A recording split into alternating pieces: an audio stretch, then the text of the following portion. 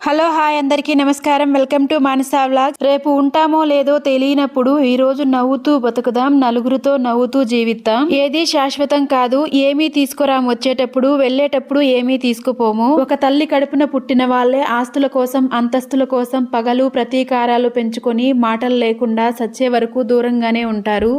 సరే సచ్చిన్నాడు మీ ఆస్తిని ఏమైనా తీసుకెళ్లారా అంటే ఏం తీసుకుపోరు. ఆఖరికి నువ్వు కట్టుకున్న మల్తాడు కూడా తీసేసే నిన్ను భూమిలో పాతి పెడతారు. ఈ జన్మలో ఇలా ఒక తల్లి కడుపున ఒక రక్తం పంచుకొని ఒకే గర్భాశయంలో పెరిగి బయటొచ్చారు.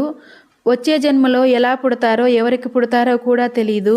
ఏవైనా చిన్న చిన్న పొరపాట్లున్నా సరే అవి సరిదిద్దుకుని కలిసుండేదానికి ప్రయత్నించండి. ప్రాణం ఉన్నంత వరకునే పగలు ప్రతీకారాలు, కుళ్ళులు, కుతంత్రాలు.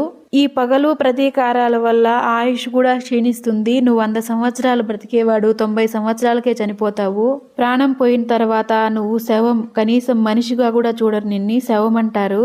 అందుకే కాకిలా కలకాలం జీవించే కన్నా హంసలా 6 నెలలు బతికితే చాలు అంటారు. బతికినన్ని రోజులు సంతోషంగా బతకండి, నవ్వుతూ బతకండి, నవ్విస్తూ బతకండి. ఎందుకంటే గ్యారంటీ లేని జీవితాలు మనవి. ఎప్పుడు పుట్టుక్కుమంటామో ఎవరికీ తెలీదు.